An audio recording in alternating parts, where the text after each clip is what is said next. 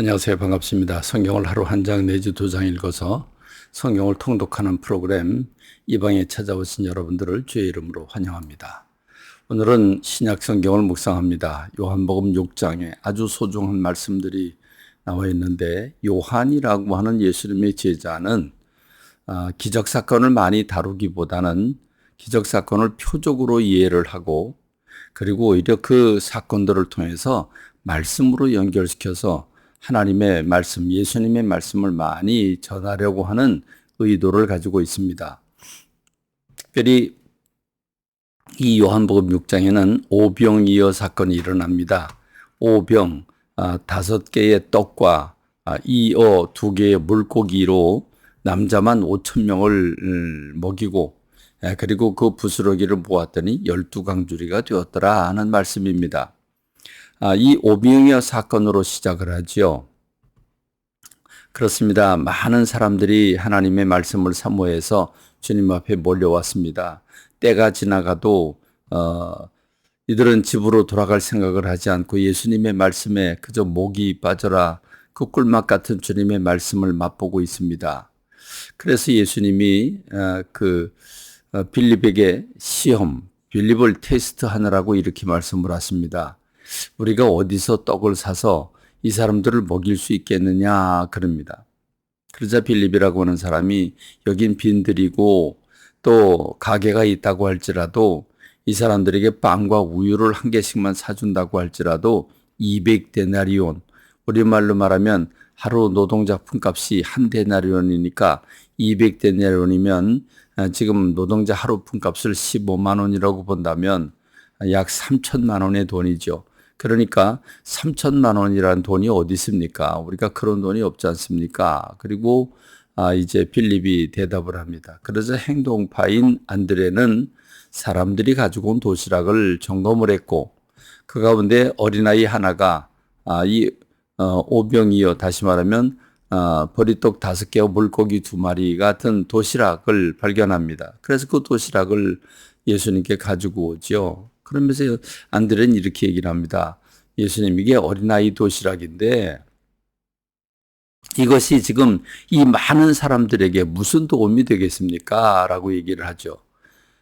그러나 예수님은 그들의 무리를 질서정연하게 앉게 합니다. 그렇게 50명, 100명씩 단위로 앉게 하고, 그리고 그 보리떡 5개와 물고기 2마리를 하늘을 들어서 하나님 앞에 감사 기도를 드린 다음에 제자들을 통해서 띄워줍니다. 띄워주고 또 띄워주고 또 띄워줍니다. 그리고 물고기도 달라고 하는 대로 사람들에게 줍니다. 이렇게 해서 먹고 남은 그 부스러기가 12강주리가 되었다고 하는 겁니다. 여기서 우리는 예수님께서 일처리하는 방식을 우리에게 가르쳐 주셨습니다. 오늘 저와 여러분들은 나도 모르는 사이에 교회의 중직이고 신앙생활을 오래 했음에도 불구하고 우리의 문제를 해결하는 방식은 딱 한 가지입니다. 현실입니다. 상황입니다. 코먼 센스입니다. 이성입니다. 과학입니다.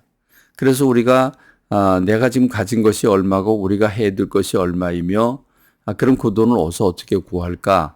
몇 사람이 모이니까 얼마씩 나누면 될까?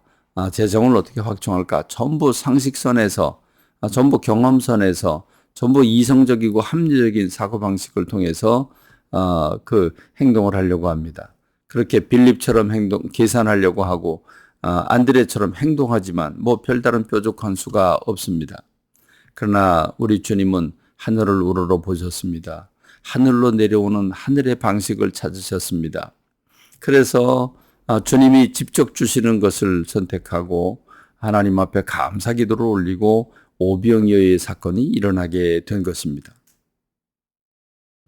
이제 그 다음날 많은 사람들이 그 떡, 신기한 떡, 희한한 떡, 분명히 도시락 하나인데 그 도시락 하나가 남자만 5,000명 먹고도 12강주리가 남았다고 그랬으니 남자만 먹겠습니까? 여자도 먹고 어린아이도 먹고 그러면 뭐 15,000명, 2만 명 된다고 봐야 되겠죠. 수만 명의 사람들을 도시락 하나로 해결을 한 것입니다. 너무 신기하죠. 희한한 떡입니다. 또 맛있었습니다. 그래서 그들은 그 다음 날도 그 떡을 먹으러 예수님께 오지요. 예수님 많은 사람들이 몰려드는 걸 보고 이렇게 말씀을 하시죠. 너희가 표적을 본 까닭이 아니다. 그 표적, 그 도시락 하나로 5천 명을 먹고도 12강줄기가 남았기 때문에 저가 하나님의 아들이로구나. 그래서 그 표적을 보고 온 것이 아니라 그 떡을 먹고 싶어서 왔지라고 주님 말씀을 하십니다. 그리고 그 떡을 줄 생각을 하지 아니하시고 예수님께서 내가 살아있는 떡이다. 산 떡이다. 이렇게 말을 합니다. 나는 하늘로서 내려온 산 떡이니 너희가 나를 먹어야 산다. 내 살을 먹고 내 피를 마셔라 라고 얘기를 합니다. 그렇습니다. 그것은 예수 그리스도가 세상 모든 사람들의 죄를 짊어지시고 십자가에서 죽으시고 그 피를 흘리실 것을 말씀하셨고 그것을 믿고 그걸 받아들일 때 그 사람에게 구속의 역사가 일어나는 것을 말씀하고 있는데 사람들이 너무 희한한 말씀을 주고 있는 거죠. 어제 먹었던 신기한 떡은 줄 생각을 하지 않고 내가 떡이라고 나를 먹으라고 내 피를 마시라고 하니까 사람들이 참 어떻게 보였겠습니까? 결국 사람들은 슬금슬금 다 도망가 버리고 맙니다. 그러자 예수님은 제자들이 얘기를 하죠. 너희들도 가려느냐라고 말씀을 하십니다. 그러자 베드로가 주님, 영생의 말씀이 주님께 계시는데 여기 있는데 우리가 어디로 가겠습니까? 이렇게 얘기를 하죠. 그렇습니다.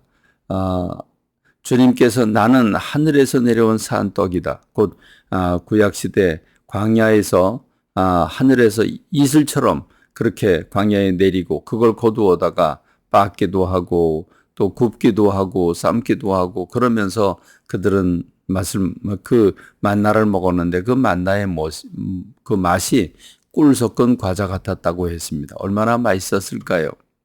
그래 우리도 가끔 그 떡을 먹고 싶은 갈망이 생기기도 합니다. 그런데 주님 말씀을 하시죠. 그 떡은 먹으면 또다시 먹어야 되지만 내가 주는 내가 주는 그 떡을 먹는 사람은 영원한 생명을 얻는다고 말씀하고 계십니다. 그렇습니다. 주님의 말씀이지요. 주님이 하신 말씀을 우리가 가슴에 새기길 원합니다. 베드로처럼 영생의 말씀이 계시는데 우리가 어디로 가겠느냐고 대답하는 것처럼 그렇게 우리가 주님의 말씀을 매일매일마다 깊이 묵상하는 내 가슴이 흔들리고 그 흔들린 그 가슴을 붙잡고 그 말씀대로 살아갈 때 여러분의 삶이 주님을 닮아가게 되는 줄로 믿습니다. 영원한 생명을 누리게 되는 줄로 믿습니다. 근총이 여러분과 함께 하기를 간절히 소망합니다. 감사합니다. 말씀 맺겠습니다.